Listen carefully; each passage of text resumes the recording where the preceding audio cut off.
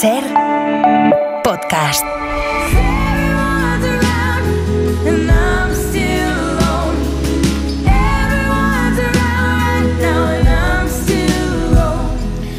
Estaba pensando que escuchar esta música es otra manera de certificar que han terminado las Navidades. Juanjo Millás, ¿cómo estás? Buenos días.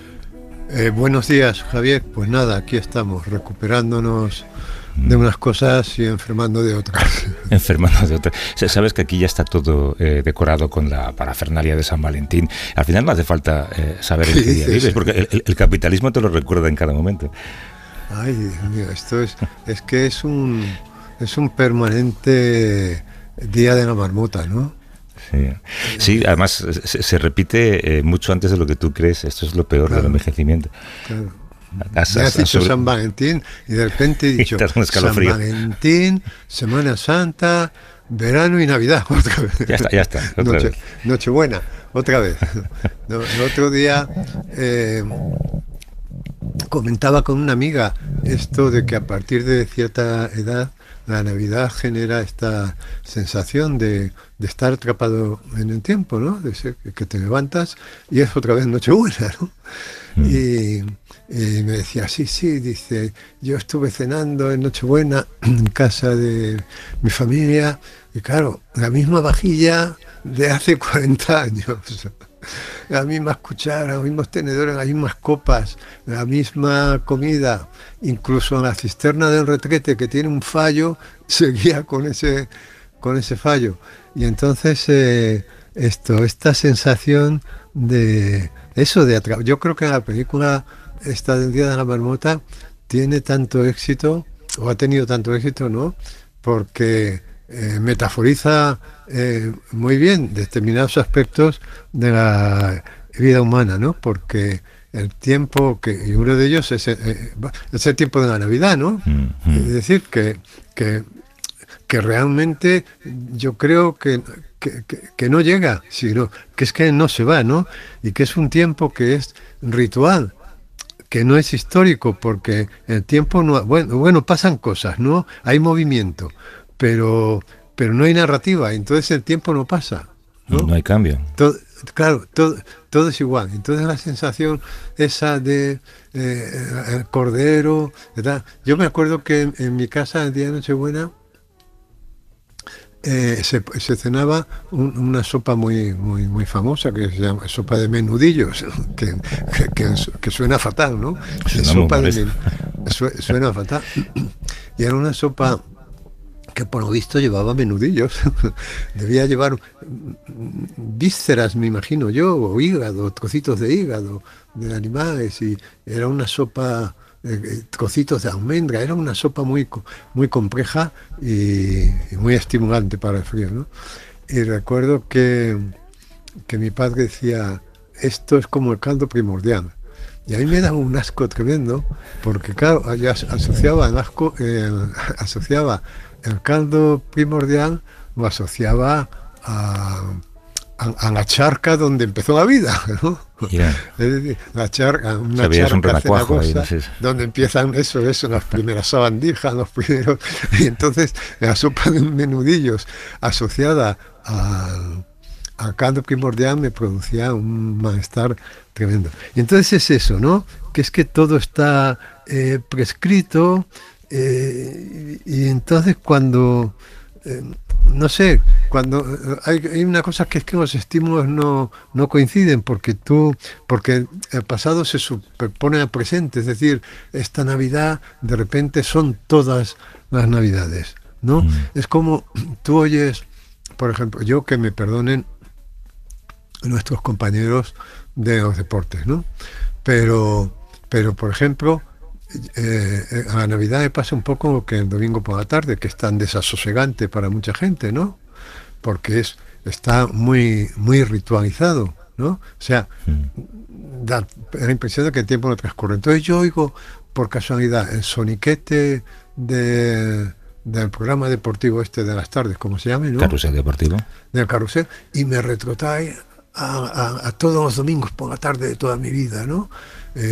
Recuerdo un día de pequeño que iba por la calle, un domingo por la tarde, que yo me refugiaba en el cine, en un cine de sesión continua que había en la calle López de Hoyos, que claro, me fugaba de la realidad. O que recuerdo cuando salía en torno a las 9 del cine y me costaba volver a ser yo, o sea, volver a la realidad, volver a las calles después de horas ¿no? y media oscuras en un cine. Claro, por oscuras, y además identificándome masivamente con los héroes de las películas que acababa de ver, ¿no? Y entonces de repente y una de esas tardes, al salir del cine, iba un señor con una radio transistor de estos grandes en el hombro, estos que había antes, ¿no?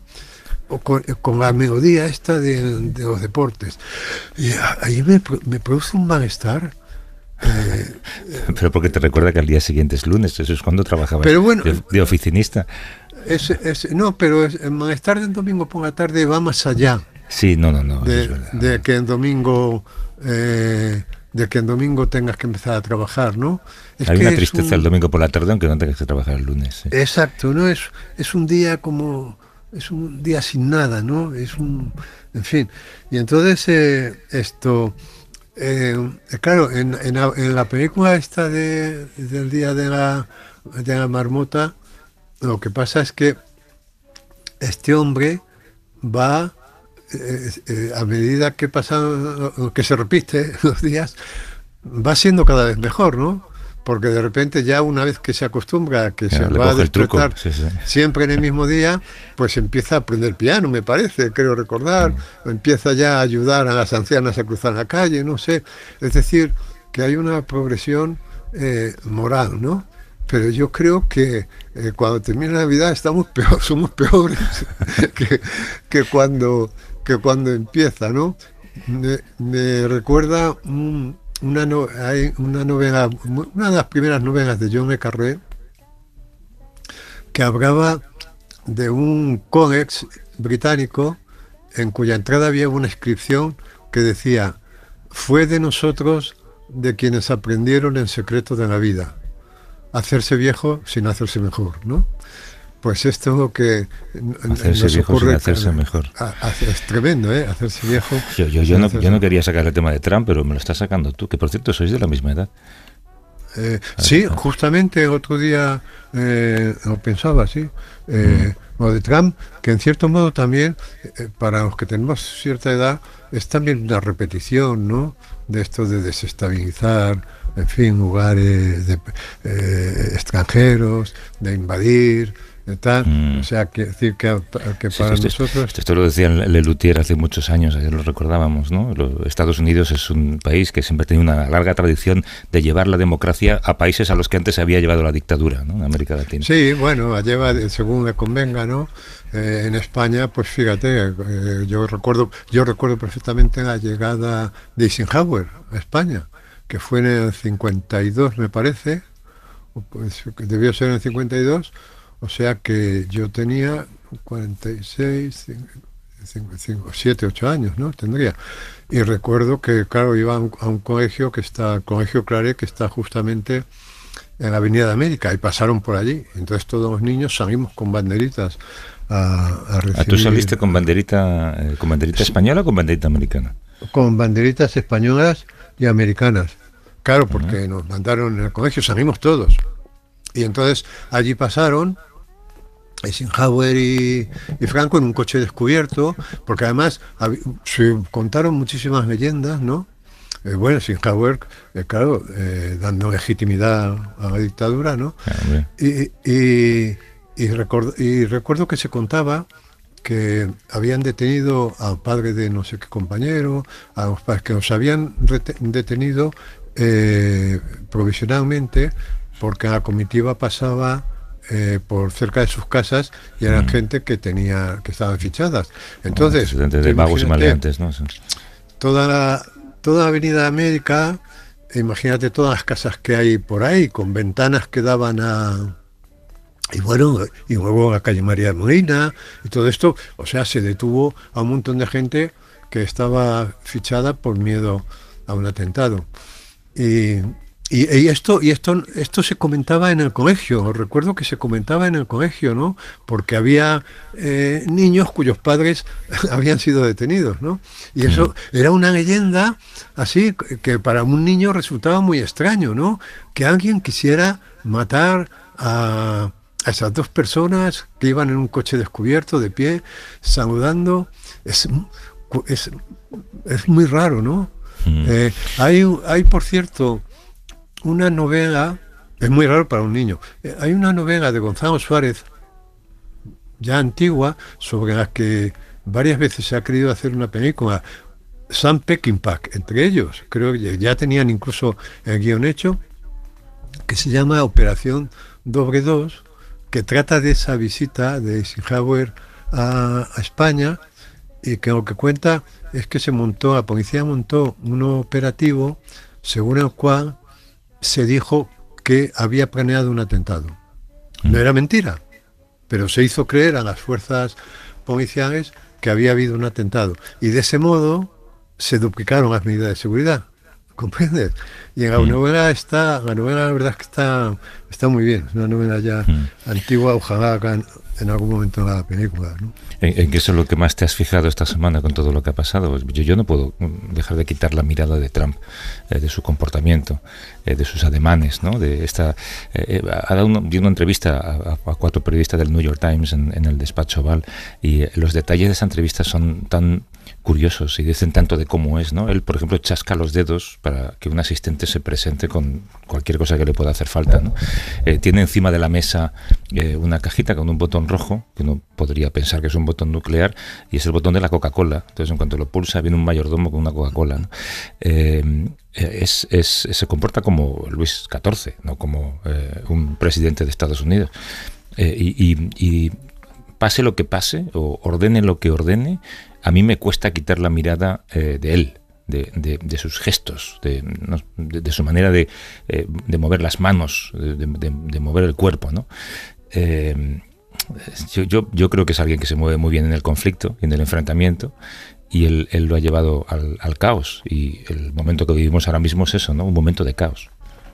Bueno, es muy hipnótico, ¿no? Cuando él sale en la televisión, porque como ya le das además esas capacidades, ese poder ilimitado, pues efectivamente no dejas de mirar, también porque intentas averiguar en su lenguaje verbal qué ocurre, porque están ocurriendo continuamente, ¿no?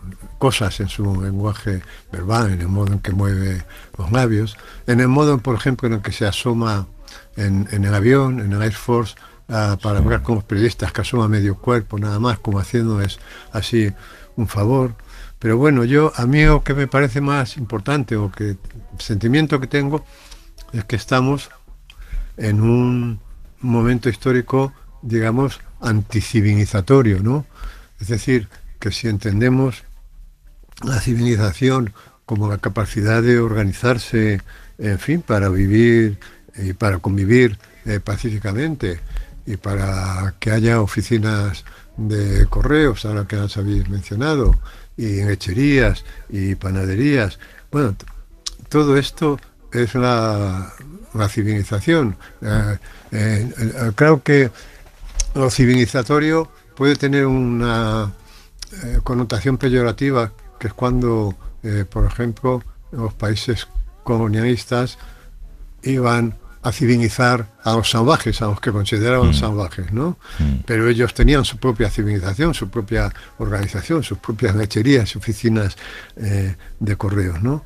Y entonces estamos ante un movimiento que va justamente en contra de la civilización, porque la civilización consiste en que hay normas, en que además de oficinas de correos, administración de justicia, etcétera, y entonces un esfuerzo civilizatorio implicaría renuncias y autocontrol. Renuncias, es decir, que hay que poner un límite a la propia conducta, ¿no?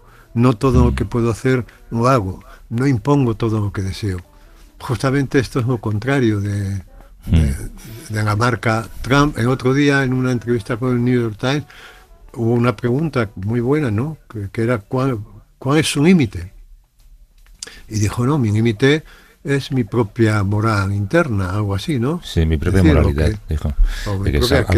Justo aquello de lo que carece, ¿no?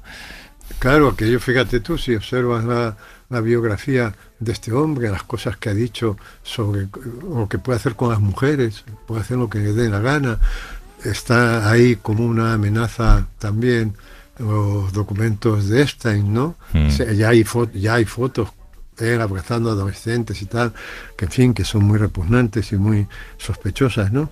Y a mí, fíjate, en todo este conjunto de cosas hay un personaje que me parece muy siniestro, que es Stephen Miller, que es el consejero de política interna, ¿no? Sí. Que no tiene así un papel como Marco Rubio, que de primera línea y tal, pero no, es el gran fontanero de todo lo que está pasando. Sí. Pero es fontanero, ¿no? Y el otro día decía también, no me acuerdo, en una entrevista decía literalmente, somos más fuertes, y estas cosas, aludiendo a lo de Venezuela, ¿no? Decían literalmente, estas son las férreas reglas del mundo desde el principio de los tiempos. Claro, sí. y esto es mentira. Claro, esto es mentira, porque la ley del más fuerte a lo largo de los tiempos ha sido corregida por la cultura, ¿no? Es decir, por la idea de que yo no puedo hacer todo lo que se me pasa por la cabeza. Por eso se inventa la administración de justicia, porque si matan a un hermano mío, yo no voy a ir a matar a quien ha matado. Tiene que haber alguien que enfríe eso, que es la administración de justicia, y que pague por el crimen, pero que no sea yo el que la administre, ¿no? Ayer recordaba, Hans, no sé si escuchaste la tertulia de corresponsales, que hay muchas concomitancias entre lo que está ocurriendo ahora en torno a la figura de Trump y lo que ocurría en la Alemania de los años 20, ¿no? Cuando Hitler perdió las elecciones. Y hay muchas más, ¿no? Como Hitler recurrió a ese escuadrón de jóvenes que estaban absolutamente devotos a sus ideas, y del mismo modo que Trump tiene su escuadrón de maleantes, que son estos servicios de inmigración y aduanas, ¿no? Sí, que asesinaron el otro día en Pensilvania de un modo increíble a una mujer que le dieron 3 tiros, y que, por cierto, eso, yo no sé si tú, que estás allí, tienes más información, pero da la impresión de que ni siquiera se va a investigar, ¿no? Bueno, no solo no se va a investigar, el vicepresidente J.D. Vance ya ha dicho que la gente goza de total inmunidad, lo cual es terrorífico, pensar que alguien que se dedica a esto por dinero, que ya te digo que son maleantes en paro, que de repente reciben $100.000 al año para actuar como agentes de aduanas y hacer este tipo de cosas, que le digas a alguien que tiene gatillo fácil, que goza de inmunidad, abre las puertas a un desastre, ¿no? Y la única investigación que ha permitido la Casa Blanca es la investigación del FBI, que está dirigido por un individuo que se llama Kash Patel, que a Trump le llama Rey Trump. Es decir, va a hacer lo que le marque el monarca, porque él es su vasallo, ¿no? Se borrarán pruebas. Pino, sí, yo lo que no entiendo es porque Estados Unidos es un país que tiene leyes, que tiene contrapoderes, y que por muy, en fin, autócrata que sea Trump, tendrá límites. Es decir, allí no hay nadie que actúe de oficio, que diga, no, este hombre de momento a la cárcel sin fianza, porque pesa sobre una acusación gravísima, que es la de asesinato, pero vamos, a plena luz del día. No, o sea, quiero decir, ¿no hay ningún contrapoder? Sí, lo hay. El problema es que el poder legislativo es asaltado, y las decisiones que se toman sin consultar las leyes y sin respetarlas. Y la única manera de ejercer ese contrapoder es a través del Poder Judicial, porque el Poder Judicial depende de jueces federales, muchos de ellos, como en un caso como este, nombrados por esta administración o por la administración anterior de Trump, y la única manera de contener esta avalancha de injusticia es que la frene el Tribunal Supremo en última instancia, ¿no? Pero para eso tienen que pasar años Y además el Tribunal Supremo es de mayoría republicana también, de mayoría casi trumpista, podríamos decir. Es un caos absoluto. Es un caos absoluto. O sea, mira, he visto una encuesta esta mañana de Gallup que tenía un dato que a mí me ha parecido aterrador. El 40% de las mujeres estadounidenses entre 15 y 44 años, fíjate qué segmento de la población, es el motor de la población. El 40% de las mujeres entre 15 y 44 años desean irse de Estados Unidos. Razón principal, sensación de violencia. Y no es yo qué sé, miedo a un tiroteo en el colegio, que también, es sensación de violencia. Es esto, es la normalización de la violencia verbal, la violencia estatal, la violencia gubernamental, la violencia que te rodea, ¿no? El ver a gente... que esa es la peor violencia, porque es la violencia de quienes te tienen que salvar de la violencia. Exacto. Sí, porque si ves a alguien vestido de camuflaje, como se visten estos de ICE, tapados hasta la cabeza, ¿sabes? Con pañuelos y con gafas de sol, y no se ve ni un centímetro cuadrado de piel para que nadie pueda identificarlos, pero armados de una manera que parece que estamos en guerra con alguien, ¿sabes? Y ese alguien con el que estamos en guerra es un pobre salvadoreño que está trabajando de cajero en un supermercado, ¿sabes? De todos modos, eso Javier, es una violencia. A mí me cuesta entender, de verdad, o sea, está pasando y tengo que aceptar que está pasando, pero me cuesta entender que alguien pueda pegar 3 tiros impunemente, con testigos, grabado, a una persona y que no haya un juez, quiero decir, que diga, no, pues yo actúo, que no haya un gobernador de Pensilvania, que no haya, o sea, que este hombre, este asesino, se vaya a Rositas, y claro, mañana puede, bueno, ya han matado a más, claro, pero mañana te puede matar a ti porque tienes aspecto... de latino, o porque le da la gana, o porque o simplemente porque le debes $100. Sí. O sea, a mí me cuesta todavía más creer que ante un incidente como este, las grandes autoridades del Estado, o sea, los líderes del país, no tengan ni una sola palabra de compasión para la persona muerta. Y que a la persona muerta, como hizo J.D. Vance, el vicepresidente, la llamen una loca izquierdista. ¿Qué es lo que dijo? Esta loca izquierdista. Pero si es que se ha muerto, si es que la ha matado una gente. Claro. El embrutecimiento va creciendo y puede crecer hasta extremos, delirantes, como hemos conocido a lo largo de la historia muchos, ¿no? Porque no tiene la rectificación de la cultura, porque el humanismo ha desaparecido completamente. Yo recuerdo aquella frase famosa de Millán Astray, ¿no? Que era, cuando oigo la palabra cultura, saco la pistola, ¿no? Porque efectivamente la cultura es justamente lo que rectifica. Es decir, si fuera cierto que el ser humano se mueve entre estas dos pulsiones que son el eros y el tánatos, ¿no? La pulsión de la vida y de la muerte, ahora mismo nosotros estamos dominados. Nosotros, en el mundo en el que nosotros vivimos, está dominado por la pulsión de muerte, que es la pulsión agresiva. Es decir, la pulsión agresiva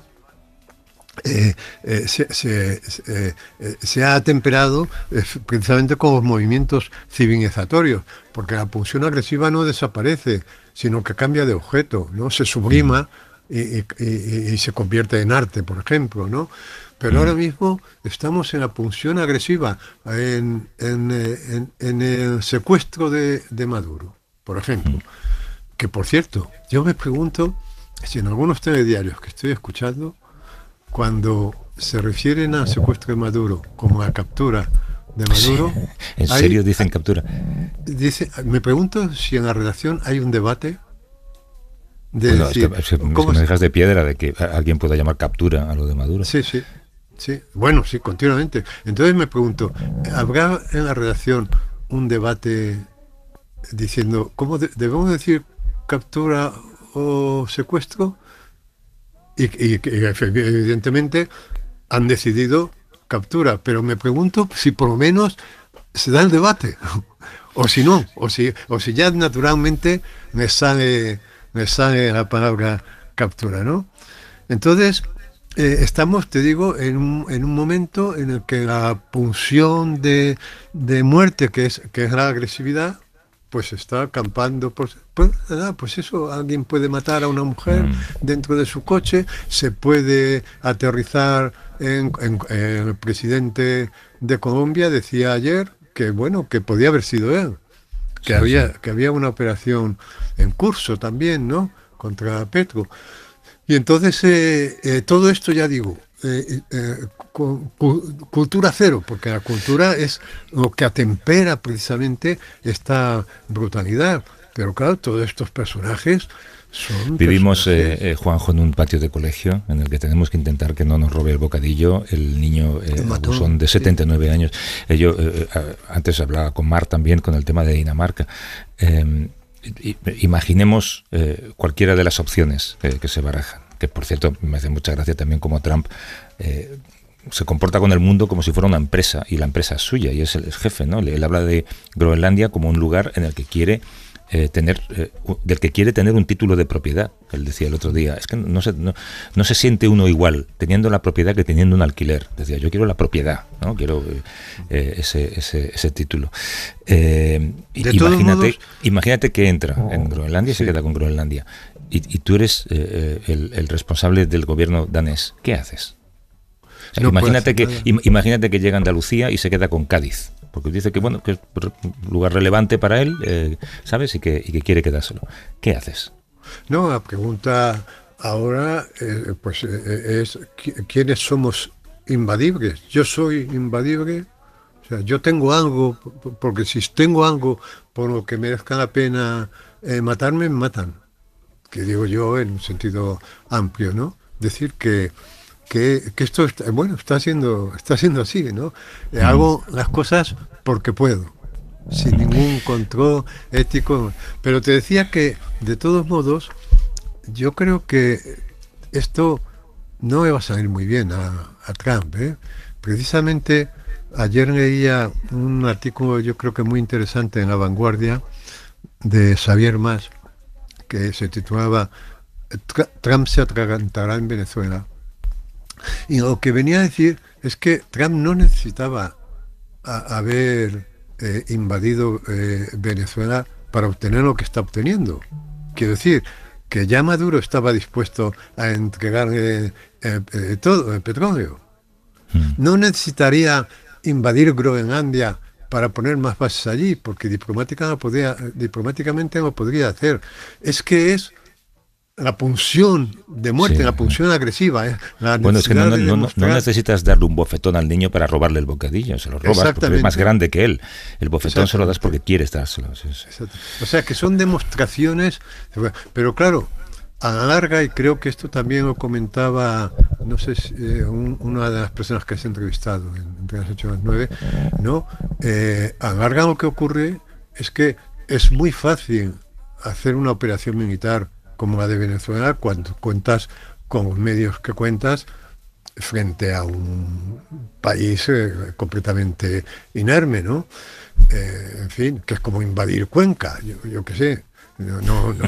Pobrecillos, pobrecillos, claro, pero quiero decir que esa operación militar es fácil de hacer. Matas a 100 personas, que son 100 hormiguitas, que no son individuos, porque ha desaparecido toda carga de humanidad ahí y tal, y ya está. El problema es mantenerlo. El problema ahora es seguir gobernando ahí o en Cuba, tal, porque se produce un movimiento antiimperialista que nosotros también hemos conocido. Yo recuerdo cuando, en fin, no había barrio en París, ni en Berlín, ni en el mundo donde no vieras la inscripción de Yankees Go Home en la época de Vietnam, ¿no? Fíjate en la operación de Vietnam cómo salió, fíjate en la operación de Irak, de Afganistán. Decir que hay una cosa que yo creo que la gente, y eso te da una idea todavía de esperanza, ¿no? Que el otro día, hablando con amigos, ¿no? Que es que decían, joder, por lo menos Bush dijo, no, es que hay armas de destrucción masiva en Irak, ¿no? Es decir, que hay como una especie de petición a Trump de decir, engáñame, dime que realmente has invadido Venezuela no por el petróleo, sino porque querías hacer un acto de bondad, porque querías quitar... es decir, porque él no se... Es decir, hay una cosa de decir, bueno, esto ha pasado más veces, pero por lo menos lo disfrazaban. Ya no se molestan en disfrazarlo. No, ahora ya... Bueno, es que a mí de la rueda de prensa, bueno, de la reunión que tuvo, que incluía una rueda de prensa con los directivos de las petroleras, incluida Repsol en la Casa Blanca, me asombraba no solamente la admiración al líder que les exigió a cada uno de ellos, que esto es síntoma fascista donde los haya, sino el hecho de que se celebrase 5 días después de la invasión. Hombre, espera un poco, ¿no? Para que no se note. Es igual. Ya, y estos CEOs allí rindiendo pleitesía a un invasor, sí, sí. ¿no? Es decir, sí, sí. Y que además le piden garantías de que la invasión va a durar. Sí, sí. Oye, por cierto, que has mencionado antes a Millán Astray y me acabo de acordar de que nos habíamos puesto un reto tú y yo antes de las Navidades. Yo creo que no lo dijimos en antena, lo dijimos fuera de antena. Y era el reto, yo he fracasado en ese compromiso que había adquirido contigo, era el reto de leernos en Navidad la biografía del rey emérito de Juan Carlos I, Reconciliación. Es que yo no he podido, o sea, ha llegado un momento en el que tenía que saltar algunas páginas. Era una especie de... es que no hay nada de biografía ahí, ¿no? Hay, los asuntos que a mí más me interesan se resuelven en un párrafo. Y en cambio es toda una justificación de por qué yo no debería estar aquí, que es básicamente el leitmotiv del libro. Sí, bueno, es muy interesante la autobiografía. Y además no está mal escrita. ¿Tú sí que te la has leído entera? Sí, yo me la he leído entera. No está mal. ¿No has flaqueado en ningún momento? He flaqueado, digamos que en el último tercio. He tenido la tentación a veces de pasar, sí, porque tiene esta cosa autojustificativa que tienen las memorias de todos los políticos que dejan en cargo, digamos que una editorial les ofrece. Bueno, en España todos los que han sido presidentes, excepto Felipe González, han escrito unas autobiografías. Algunos, como Guerra en 2 tomos, no te lo pierdas, ¿no? Uh-huh. Y no tienen ningún interés, ninguna, porque son piezas autojustificativas y porque por lo general están mal escritas, ¿no? Entonces no tienen ningún interés. Y entonces ahí hay una zona en la de Juan Carlos que pasa un poco eso, ¿no? Pero bueno, yo, fíjate, es que a medida que la leía, yo iba preguntándome, aquí pasa algo, y no sabía qué era, ¿no? Y aquí pasa algo, y no sabía qué era. Hasta que descubrí lo que pasaba, ¿no? Y es que es una autobiografía falsa. Pero no una autobiografía falsa en el sentido de que mienta, que también dirá mentiras, y por supuesto miente por omisión porque muchas cosas no las dice, ¿no? Pero no en el sentido de que mienta, sino en el sentido de que simula una autenticidad que no tienen, ¿no? Es como si fueran de cartón piedra, como si estuvieran huecas, como si había un autor de aforismos alemán muy famoso, que ahora no me viene el nombre, que decía que cuando un libro y una cabeza chocan y se escucha un ruido hueco, la culpa no siempre es del libro, ¿no? Bueno, pues en este caso se escucha un ruido hueco, pero la culpa te aseguro que es del libro, ¿no? Es decir, es falsa como es falso un reloj Rolex falso, o como es falso un bolso de Loewe falso, ¿no? Es decir, el Rolex falso da la hora también, es decir, es tan eficaz como el verdadero en ese sentido. Y el bolso de Loewe falso, bueno, pues sirve también para guardar el móvil, ¿no? Es decir, que imitan los signos verdaderos, pero sin densidad. Es decir, es una autobiografía que no tiene densidad ni profundidad existencial ninguna. No sé si me explico, ¿no? No tiene nada incómodo, es pura cosmética. Y esto sí que es meritorio, ¿no? Es decir, una imitación, porque a mí me fascinan las imitaciones en general. Es decir, yo cuando me encuentro con un puesto de estos que imitan relojes de marca Fanson me quedo fascinado. Incluso yo tengo los compro. Tengo un Rolex. Los tengo, sí, claro, no se me ocurre ponerme, ¿no? Pero es que me fascina la imitación, me fascina. Y tengo uno que incluso es de los que a mí más me gustan, que son estos relojes que se dan cuerda con el movimiento de la mano. Es decir, que tú no tienes que preocuparte ni de cambiar pilas ni nada. Pues si no lo usas estará parado. Porque tienen claro, si no lo usas se para, pero se entiende que lo usas, ¿no? Pero cuando lo usas, que es un mecanismo de una complejidad brutal, porque tú imagínate que se da cuerda a medida que tú haces una vida normal, ¿no? Pues tengo uno de esos que me costó 4 pesetas, ¿no? Y entonces, me fascina, ¿no? Pues esta biografía tiene eso, ¿no? De que es una autobiografía falsa, pero que imita bastante bien una autobiografía. Pero él no está engañando voluntariamente en esta autobiografía. Yo creo que él se cree esa falsedad, ¿no? Es posible, mira, tiene varias cosas, ¿no? O sea, por ejemplo, hay un momento en las primeras partes que él no se da cuenta de la diferencia que hay entre vivir en la riqueza absoluta y vivir como vivimos nosotros o como vive la gente que está peor que nosotros, ¿no? La gente pobre, en fin, porque habla de cosas como que... Déjame leer este párrafo. Dice, llegué con 2 maletas a Abu Dhabi. Lo dice de manera como desesperada, ¿no? Hasta qué punto tuve que abrazar la pobreza. Llegué con 2 maletas al hotel Four Seasons, en pleno centro de Abu Dhabi, en medio del sofocante calor habitual en esta época del año por esos lares, con la única compañía de mi fiel mayordomo, que por cierto tiene un papelón en la biografía, el asistente y el mayordomo, que además le llama mayordomo sin ningún tipo de reparo. A mí me daría reparo usar esa palabra. Sí, no sabemos cómo se llama. Siempre se refiere a su fiel mayordomo. Siempre he pensado que es el que tiene una auténtica entrevista, el mayordomo. Claro. Entonces, claro, te imaginas que llega ahí a Four Seasons, que es el mejor hotel del universo mundo, ¿no? Sí, en Abu Dhabi, que será todavía mejor, ¿no? Claro, y con un mayordomo...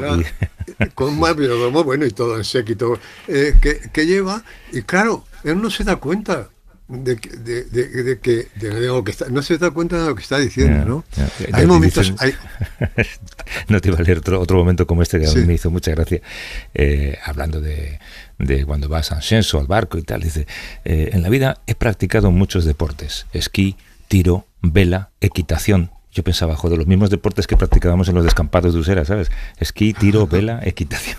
En fin. Lo mismo. Ahí te puedes identificar completamente con el rey. Total. Esto. Y luego tiene momentos un poco delirantes, ¿no? Que, por ejemplo, cuando habla de lo difícil del trabajo tan duro que es ser rey, ¿no? Y entonces dice que, o hacer actos ligados a monarquía, de representatividad monárquica, ¿no? Y dice que su hermana Pilar, creo, tuvo que asistir en no sé qué pocos años a 180 corridas de toros. Dice, joder, que no, en un año. En su último año, sí. En su último año, dice 180 corridas de toros. Entonces, lo pone como ejemplo del trabajo de los reyes, ¿no? Sí. Que por cierto, de su madre también, ahora que cuentas esto, decía, cuando le comunican la muerte de su madre, dice que estaba en una comida en Zarzuela y que un camarero se le acerca y le dice, Majestad, su madre ha muerto. Y entonces se ceba en un párrafo en la falta de sensibilidad de ese camarero. Yo como siempre me sigo fijando en esos personajes. Me gustaría saber quién es ese camarero que le dijo que su madre ha muerto, al que ahora acusa de ser insensible, ¿no? Y me gustaría tener una conversación con él para ver qué más me cuenta. Los secundarios son buenísimos en la novela. Yo creo que está mejor. Sí. No, y allá digo, la cuestión es eso, que falta, no tiene emociones complejas, despacha, quiero decir, ¿cómo puedes despachar la muerte de tu hermano que mata a él, accidentalmente o adrede, ahí está la duda entre los historiadores, ¿no? Entre su propio padre, que ya hemos comentado, que su padre en el funeral se vuelve y le dice, júrame que no has hecho adrede. Bueno, pues eso, en fin, un suceso tan importante en la existencia de una persona, pues lo despacha como en medio folio, ¿no? Luego hay otra cosa también que te indica esto que te digo de la superficialidad, ¿no? Que todo es pura costra, ¿no? Pero que no hay nada dentro, que tiene algo divertido, ¿no? Y es que cuenta que el viaje de novios suyo con Sofía consistió en una vuelta al mundo comprando baratijas, ¿no? Que despacha en 2 patadas también, ¿no? Sí. Y dice literalmente, estábamos llegando al final de aquella pequeña vuelta al mundo excepcional por todo lo alto. Fíjate la cantidad de contradicciones que quedan en una frase. Estábamos llegando al final de aquella pequeña, modesta vuelta al mundo, excepcional, o es pequeña o es Es como decir un modesto Ferrari, ¿no? Claro. Es imposible decirlo. Pero por todo lo alto. Sí. Es que eso en una frase es magnífico. Sí, sí. Esta frase es genial. Esta frase es de y claro, es una vuelta al mundo que parece de una guía de viajes mala, que realmente se dedican a comprar baratijas allá donde van, ¿no? Y ya quiero pensar que baratijas no fueron. Él vive tan al margen de la realidad, o ha vivido siempre tan al margen de la realidad, y no es consciente. Hay otra frase que a mí me ha llamado la atención, esto que dice: en mi familia ni lloramos ni nos quejamos, nos educaron en la modestia. En la modestia, cuando das pequeñas vueltas al mundo por todo lo alto. Por todo lo alto. Y cuando dice, cuando habla de los regalos que le dan los jeques árabes, que inician un poco todo este proceso de declive en la percepción pública, ¿no? Y se justifica diciendo que es que rechazarle un regalo a un jeque árabe es un signo de mala educación en ese mundo, ¿no? Dice, hombre, entiendo que $100 millones puede parecer mucho. ¿Cómo que puede parecer mucho? Es que es mucho. Sí. Puede parecer mucho, sí. No, por eso te digo, es que además he tenido, la autobiografía de Juan Carlos ha tenido la mala suerte conmigo de que inmediatamente a continuación me di la de Anthony Hopkins, el actor que acaba de salir, que se titula Lo hicimos bien, chico, que es estupenda. Pero claro, ahí ves que hay un conflicto existencial, ¿no? Ahí ves que es una autobiografía escrita para saber qué ocurrió. Es decir, que estas son las interesantes, no para justificar tu vida, sino para saber qué ocurrió. Y por ejemplo, los primeros años de la autobiografía de Hopkins están relatados con una carga de sinceridad enorme, la extrañeza que sentía ese niño frente al mundo, porque era un niño raro, era un niño lento, con dificultades en la escuela, tal. Bueno, y entonces, claro, al leerlas prácticamente una tras de otra, es cuando he caído, porque había algo que no sabía qué me pasaba, hasta que descubrí, la de Juan Carlos, hasta que descubrí que estaba hueca. No está mal escrita, ¿eh? Está bien escrita. No, está correctamente escrita, mejor autora, que la media.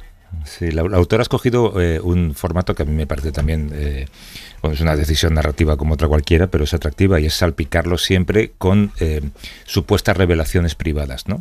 Cada X páginas siempre hay, y llamé a mi hijo y le dije, comillas, ¿cómo me haces esto, Felipe? Yo qué sé, lo que fuera, ¿no? Pero siempre añade un poco de contenido, contenido lecturas, para que no te aburras. Sí. Por ejemplo, dice que en Abu Dhabi tiene un oro cuya cresta tiene los colores de la bandera española. Sí. Que está muy bien. Claro, el otro día tú me dijiste en algún momento, no sé cuándo, me pusiste un WhatsApp que decías que habías leído una historia de cuáles eran los reyes que trabajaban más y trabajaban menos, ¿no? Ay, sí, Europa, un titular, ahí, ¿cómo era el titular? Lo leí en El País, espérate que lo busco y te lo digo. Era graciosísimo. El titular decía exactamente: Felipe VI desbanca a Alberto de Mónaco como el más trabajador entre la realeza europea. No sé quién elabora ese ranking, si es el Instituto Nacional de Empleo. Y sobre todo, ¿en qué consiste trabajar para un rey, porque claro, un rey es un símbolo, ¿no? Y un símbolo es algo que representa una cosa distinta de lo que es el mismo, ¿no? Por eso los mejores símbolos son los que no se mueven, las banderas, por ejemplo. Las banderas las podemos mover, pero son objetos inanimados sobre tú o que tú vuelcas, o los animales, la paloma de la paz. Pero claro, el rey, en la medida en que es el símbolo, digamos, de la unidad, de la tradición y todas estas historias, ¿no? Está obligado a no moverse. Claro, porque cuando se mueve es un poco como el rey del ajedrez. El rey del ajedrez puede avanzar un paso nada más. No tiene es la pieza más importante, pero es la pieza que menos se puede mover. Y entonces, claro, ejercer esa... Y yo creo que lo que ha molestado en la zarzuela de esta autobiografía es que el rey se ha movido más de una caseta, ¿no? No hay nada, por cierto, de las amantes. No, nada, no cuenta, no. Por eso lo que omite también da esta sensación de falso. O, por ejemplo, a mí me parece increíble, por ejemplo, Javier, que no reflexione sobre el hecho que significa la afición de matar elefantes, ¿no? Bueno, le dedica media página, pero es que su justificación es brutal, ¿eh? Porque dice algo así como: se me ha criticado y la caza furtiva es criticada, pero yo tenía permiso y para mí es una tradición ancestral. Y con eso lo resuelve. Claro, pero es que los elefantes, y uno debe de saber, se parecen mucho a los seres humanos. Tienen una forma de autoconciencia. El elefante es un animal que se reconoce en el espejo, ¿no? Que tiene emociones complejas, que tiene una vida social, que cuando se muere un congénere permanece durante horas al lado suyo. Y un rito funerario también, sí. Claro, que no es un animal cualquiera, y sobre todo alguien que ha tenido esa experiencia tan mala con las armas, que es la de matar a su propio hermano. Tiene razón, ¿Cómo sí. tiene? Entonces, esto es lo que falta, ¿no? Densidad existencial, ¿no? O sea, nada, ¿no? La vida ha pasado por él. Lo que sí revela es una astucia sin límites, que es la astucia muy parecida a la de Franco, ¿no? Bueno, pero en su caso es la astucia de sacar el máximo partido, o sea, pasarlo lo mejor posible en una vida que ya te venía marcada desde el nacimiento, porque no esconde lo mucho que le ha gustado hacer las cosas que ha hecho, ¿eh? Sí, pero es la astucia, por ejemplo, de que él dice: a mí no importaba que en España me tuvieran por tonto, porque es verdad que en España se le tenía por tonto, aparecía ahí siempre detrás de Franco, cuando hablaba no decía nada interesante, ¿no? Y recuerda la anécdota de cuando Carrillo le saluda y le dice: hay que ser muy listo para hacerse pasar por tonto tanto tiempo. Sí, sí. Y es porque realmente él tiene esa astucia, que es una astucia fea, que es una astucia mala, que era la astucia de Franco, porque con Franco también sus compañeros de milicia decían: déjale, que luego ya no lo quitaremos de encima. Le llamaban Paca, la corona, o sea, tenían muy mala opinión de él, ¿no? Pero Franco tenía esa astucia, el zorro no hablaba, jamás decía nada, jamás ningún sentimiento, no revelaba ningún sentimiento. Y esto sí, es muy curioso, ¿no? Porque es una astucia muy parecida, por eso se entendieron también, claro. Otro personaje secundario, por cierto, es Sophie, como la llaman en el libro, sí, ¿no? Que también da una pena ver lo que dice de ella. Y, otra muestra de falta de conexión con la realidad es pretender que Sophie quiera celebrar el 60 aniversario de su boda cuando ya se sabía todo lo que se sabía, ¿no? Y se indigna porque Sophie no le responde al mensaje. No me responde. No, es que de verdad. Ni viene a ver. No lo recomendamos el libro, ¿no? No lo recomendamos. Yo te digo que es una curiosidad, que es una curiosidad. De hecho, el libro está funcionando muy bien. Y creo que esto. Sí, está en los puntos más altos de venta. Y yo, fíjate, contra lo que pensaba en la zarzuela, yo creo que que puede funcionar a favor de la monarquía si la gente no se da cuenta de que es un producto falso, o sea, como si me han colado un bolso de bebé falso, ¿no? Bueno, pues que lo pongan en la sección de ficción, es lo que tienen que hacer.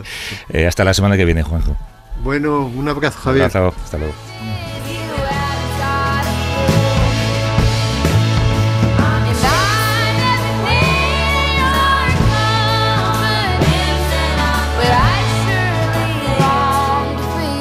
Para no perderte ningún episodio, síguenos en la aplicación o la web de la SER, Podium Podcast o tu plataforma de audio favorita.